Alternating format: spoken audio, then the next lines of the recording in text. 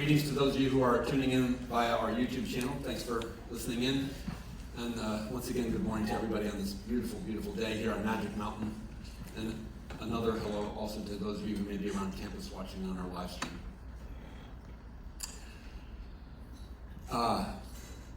I'm a sci-fi nut. I take a lot of ribbing for it, but I've enjoyed that genre of literature and media. And a number of years ago, I was getting ready to take a trip with family, and I was in the airport looking for a read, and I picked up a book, which later would become a movie, and I don't know the author's name, I should, but the book was called The Martian, and the movie features Matt Damon. And if you're not a sci-fi movie nut, no worries, because I'm going to tell you what I want to steal from the movie, but I don't think it's a terrible spoiler. Anyway, the heart of the movie is that Matt Damon plays a character who's an astronaut on one of the first missions that managed to get to Mars. And then it's a sort of modern day Robinson Crusoe. He gets stranded on the desert island of the planet Mars so far away, all by himself. And if you read the book, you're a sci-fi nerd. It's got a lot of math and various things in it, but also it's grippingly suspenseful because you have no idea from page to page if this guy's going to make it through various challenges.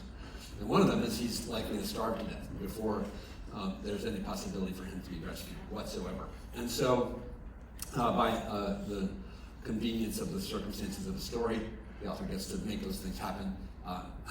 Watney is the guy's name, and Watney happens to be a botanist. And his job to be on Mars was to think about how they could grow plants there. And so he has a certain amount of food reserves, rations, but he can count the reserves and realizes that even if he's very, very sparse in the amount that he eats, he's not going to make it until he's rescued.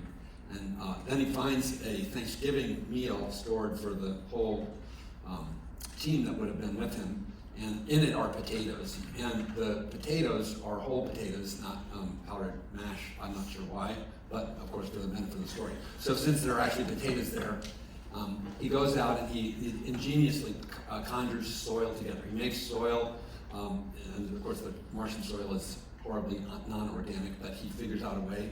You don't want to know the details of that. But anyway, soil, water, also he makes everything that he needs to grow these potatoes.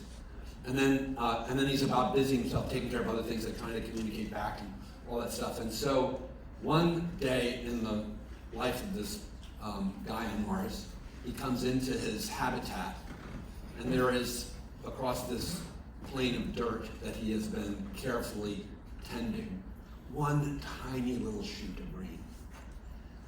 And if you have the heart of it in the movie or in the book, it will get you, because it's like, oh, and then of course if you're like me, I'm like, oh my God, and my wife would be like, it's a stupid movie, Jack, and I mean, I'll cry at a Hallmark commercial. So, but what I'm trying to share is that there are moments in life when a seemingly little thing means a great deal, and where in the face of utter disaster, hope can emerge. And when it does, it is awe-inspiring and wonderful, even if it's quite simple and humble. This is sort of the essence of the Christmas story, is infant born in a manger, off the radar of war and powers and all that sort of stuff, and yet significant in the life of the human history. And Christianity holds no, is not the only wisdom tradition that talks about, my subject for today is new birth. And I use the term new birth because of my training as a Christian theologian, but in my studies of other world religions, what I found is that although the term new birth is sort of the way that Christians talk about this, like new beginnings out of complete disaster, myth, lore, legend, and religions tend to attend to this phenomenon historically in such a profound way that I think it's just built into the human psyche. And Carl Jung would be a person that you could sort of make the argument based on that this is archetypal, that we, the phoenix rising from the ashes, that we want to believe that in the face of complete and utter disaster, there will be an emergence of a candlelight of hope. We want to believe that the end, even if it's looming right here, is not the end. Of course, this projects into the speculations about what happens when people die and what may be the experiences that an entity could have beyond death. And here you have reincarnation and resurrection and all these different speculations that no one can give certainty about. But I mean more about on this side of the grave. And what happens is that you all have seen this in somebody, and maybe if you're a person who is like a relapse patient here, or a person who has been working on trying to find recovery for some time, you may have watched it even in other people and wanted this kind of really magical, tear-evoking, wondrous, somewhat mysterious, we've been told well-nigh impossible event to happen in which a world that is careening towards destruction, NA's prediction, Narcotics Anonymous' prediction for untreated addictive disorder is the future for an addict is jails, institutions, and death. It's a great small summary because it really gets to the point. And I think it's fair to hold up that kind of horror because there's a deep truth to it. One of my roles here at Caron is to make bereavement context when alumni have passed away. And so because I do that on a all too regular basis, I feel like more than other people that work here, I am forced to be close on a regular basis to the gravitas of what it means to be a patient here, or a family member coming to visit a patient here. And it would be great if I could tell you that of the hundreds of calls I've made to bereaved families, some significant number of them, the deaths have been, from stray things that are non-addiction related, like getting hit by a bus or whatever. But I'm sad to tell you that the reality is jails, institutions, and death. That suicide and overdose are the ways that we lose our alumni in huge number. So the stakes of this gathering and the conviviality of it 10 minutes ago when we were all hubbubbing and laughing and chattering, and thank you, Marty, for going in the lobby and asking people to kind of come to attention. But this is what I want to do, is I want to call you to attention and to grim attention. Like, boom! This is no joke. This is not something to be dismissed. This is not a given. And if that which is hoped for in creating this moment in your lives does not manifest, the unthinkable is ahead. And I used to push this direction a lot, and I've sort of leaned away from it for a variety of reasons, partly because I know it doesn't really help people to scare them into sobriety, but I think there are some takeaways from experience that those of us who have been around the field of addiction care, and those of us who, I'm a person in long-term recovery myself, and the traditions that foster recovery that are emerging on the human landscape that start with the 12 steps, but today there are other choices that are also out there for people to get support in recovery. There are things to be learned in the face of these dire, predictive, potentially nasty outcomes. And a number of things. One of the things that is really important is that recovery is indeed possible. So just like Watney can actually live, the potatoes can actually grow, you don't need to be on my phone call list. And I sadly think this has been grossly underestimated, is the capacity for this change to really happen. And one of the things I tell people, I'm way off my outline, but who cares? So one of the things I tell people is I used to work as a church pastor, and I loved being a church pastor, but one of the things that was so difficult being a church pastor is that most of the people who were coming to sit in the pews in the church had no real interest in changing. They were just there to observe the rite of the day and like go through the motions and get their kids in Sunday school and have a place where if a wedding or funeral needed to happen, like this was their, it was like check the box kind of thing. And there were a very small number of people that were like the Watneys, like, whoa, all of a sudden. And I loved that because I'd be like, that's why I went to seminary, was to try and share the magic of what had happened in my life, which I went from an atheist to this confidence in the spiritual realm and the capacity of human beings to have these dramatic changes in their life. Because another old movie reference, Blues Brothers, I don't know if any of you watched it, it's an old classic, but there's this moment when the light catches John Belushi and he goes cartwheels down the center aisle of the church. I am that dude. I didn't do cartwheels down the center aisle of the church, but people who have learned that I became a pastor 30-some years ago are like, Jack? No way. There's no way that dude is... I mean, first of all, they shouldn't let him in based on his conduct, but also, like, why would that math nerd ever become a spiritual leader? And so I believe in the capacity of human beings to change. And one of the reasons why I dearly love this particular spot and the room that we have here and the Sunday morning gatherings that have been happening here Sunday after Sunday for more than 40 years is that this is one of those places where change occurs. This is one of those places where the potato sprouts. This is one of those places where death is avoided for the moment and life continues. And there's a key insight that underlies this message that I've not yet articulated, but which is fundamental to the magic happening, which is that those of you who are sitting here, I must dissuade of a notion that what happens here is merely the change of a behavior. Because most people, I think especially those who are naive to addiction recovery, would think that's why you go to treatment. You go to treatment to stop drinking.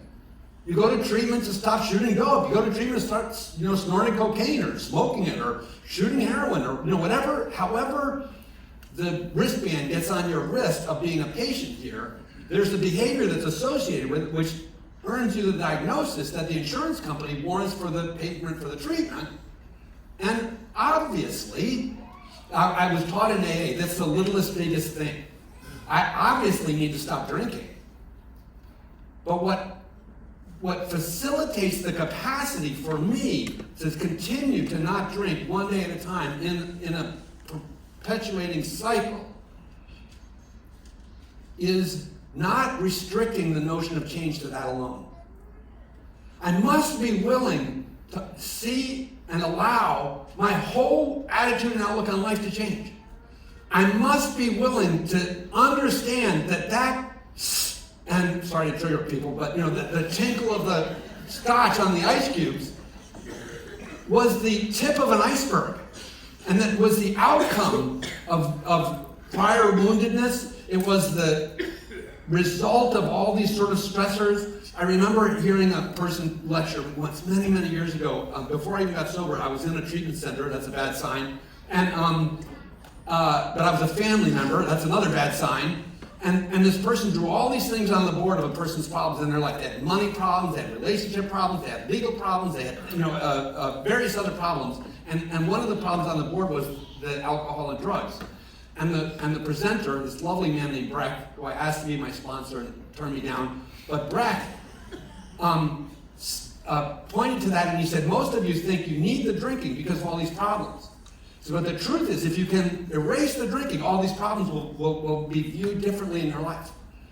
And this is the inversion. People think the drinking is a coping mechanism for the crap that we deal with, and that, yes, now it's gone bad for me, so now I'm going to have to stop, and then how horrible this is going to be, because what am I going to do without my blankie?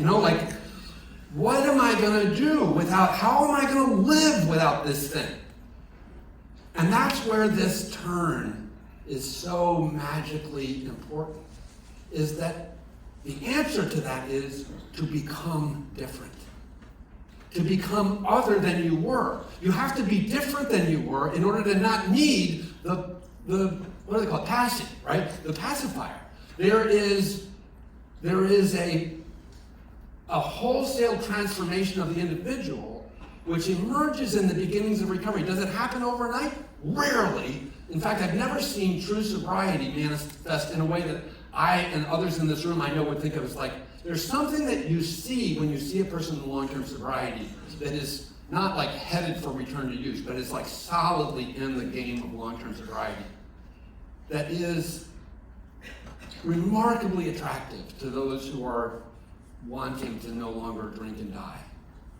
And it's this capacity to navigate life with grace and dignity. I hear women talk about that as a thing, but I'm going to give it to the men here also, because man, it is so undignified puking at the family Christmas table, and it's as if the addict just pushes grace out of the way and says, I need this instead of that. So I need to finish up here, but there's a fellow that I so admire who has helped addiction care so much. His name is William Miller. And William Miller devised this thing called motivational interviewing, which everyone who works here at Caron and in most other treatment centers study this motivational interviewing technique. It's a technique to seek to elicit participation from the client in changing of their own life. It's a magical thing. But one of the books that Bill Miller wrote with somebody else, a woman named Sita Baca, that nobody reads, is a book called Quantum Change. And what happened is after Miller presented this whole treatise on how to help people change, he would go around and present and lecture in place after place after place. And as he was accumulating empirical data, he started realizing that people would tell him these stories. Hey, all that motivational interviewing is great, but I had the, cartwheels up the aisle moment. And for me, January 3rd, 1989 was just my sobriety date. I was a different person before that day, and I can tell you I was a different person after that day. And was I completely the person I am today? No, sadly. It's taken a lot of work to get me to the relative degree of grace and dignity that I have today. But you can totally mark a watershed moment in my life on a particular day and moment when I walked into Alcoholics Anonymous. And these kinds of changes really do occur in human life. And Alcoholics Anonymous addresses them through the literature and observes, Bill Wilson observed, the founder of AA, co-founder of AA, observed that as the movement continued, some people thought it had to be the white light experience, this dramatic, pop change. But what they started realizing is that some people's transformation emerges over a period of time. But eventually you get to the point where you can go, wow, look at Keith and look at where Keith was before. And those two people are so different that it's remarkable what's happening. So whether incremental or in these,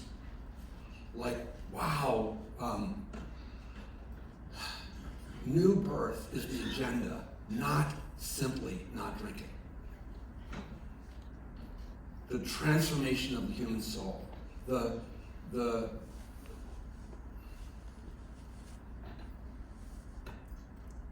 discovery within ourselves that we have found new horizons, that we have acquired new methods, that we are living a different way. I spent a lot of time in the last several years trying to pay attention to the movements like Recovery Dharma and Smart Recovery, because I deeply believe as a clinician here, it's my job to be able to let you know the options that you have. And those options have been seen to work remarkably effectively as well as the 12 steps. So similarly to my responsibility, although I am a person of a certain kind of belief, it's ethically my chaplain's responsibility to support the Jew to be Jewish and the Buddhist to be Buddhist. So too, the Dharma recovery person, it would be unethical for me to try to dissuade them into the 12-step path I had. So what I really enjoy thinking about it, so Buddhism, it's obvious. Enlightenment is the big word, and enlightenment is the new birth. It's a person who pursues Buddhism is all about this kind of wholesale transformation. from the mundane and desire-driven and material and unawake suffering to this new awakening that happens. It's even the same word that AA uses. So Buddhism, check the box. Dharma recovery, check the box. So the 12 steps are a path to spiritual awakening. If you read the 12 step, it makes that claim directly. Dharma recovery is a path to spiritual awakening. But smart recovery advertises itself as non-spiritual and overtly non-religious to try to attract people who have the kind of like heebie-jeebies about the cult thing. And it does a great job of that. I always like to point out, though, as a chaplain, smart recovery has 4 points that it works on. Its 4th point is to lead a balanced, healthy, positive life. Now, to me, that is a big change from where most of you at the wristband have been. I would venture a guess to say there is not a person who is a current patient at Caron who could say right before admission they were leading a balanced, positive, and healthy life. If you're going to claim that, I'd take another look. Because that's not why people come here. They come here because of an imbalanced, unhealthy, and negative life. And so, smart recovery is a set of tools and techniques and a community that bonds together in order to facilitate amazing transformation. And one of the outcomes you're looking for is this remarkable, like, wow. And so if you see a person who's been doing smart for some period of time and it's taking and they're successfully abstinent, then they can say, hey, in working this program, I'm achieving balanced, positive, and healthy living. It's intrinsically bound up in the phenomenon. And so the addiction is this wart that symbolizes a metastasis underneath. And there is transformational therapy that will heal, not just cutting off the surface thing. That never will fix the problem. But there is a capacity to change fundamentally, interiorly. And in fact, there are various ways to pursue that. And wisdom has been helping us do this for thousands of years in various expressions, Eastern and Western, around the globe. So, one of the most profound documents for me in my recovery is a document called The Promises. It's referred to in Alcoholics Anonymous.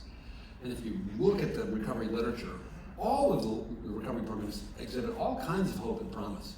And there are people who have clawed through the AA literature and found promises of the 5th step, the 10th step, and all these other places. And there are hundreds and hundreds of statements which hold forth hope in the literature. But this particular section of the AA core document says that after people have made their way through the 8th and 9th step, if you know that journey in detail as a key moment, which you've sort of done everything because you've been doing 10, 11, and 12 to get there. So at the culmination of the fulfillment of the step journey, these are the promises. I don't have them exactly memorized, but this is just off the top of my head. New freedom, new happiness, comprehending the word serenity, coming to know peace, a feeling of uselessness and self-pity will disappear. Our whole attitude and outlook on life will change. This is the exact thing. In other words, this is a claim that in 1939, this emerging movement made that it's not promising not drinking. It's promising that your whole attitude and outlook on life will change. This is really important. I bet it's a slap in the face for some of you, but you didn't come here to just stop drinking. It's really important to open your heart and mind to this notion that the consequence of success here is going to be an entirely transformed existence. You might even go from being an atheist to being a preacher. God forbid. It's remarkable how substantial and wholesale this is. And the closing punchline of that is that we will intuitively know how to handle situations which used to baffle us. We will suddenly realize that the divine is doing for us what we could not do for ourselves. We become part of something that allows us to navigate life with grace and dignity and to find resources that we do not have on our own. So I hope I've moved from boo to let's do this thing. Because when we set our scopes beyond the mere behavioral change to wholesale transformation of the individual, the new birth begins.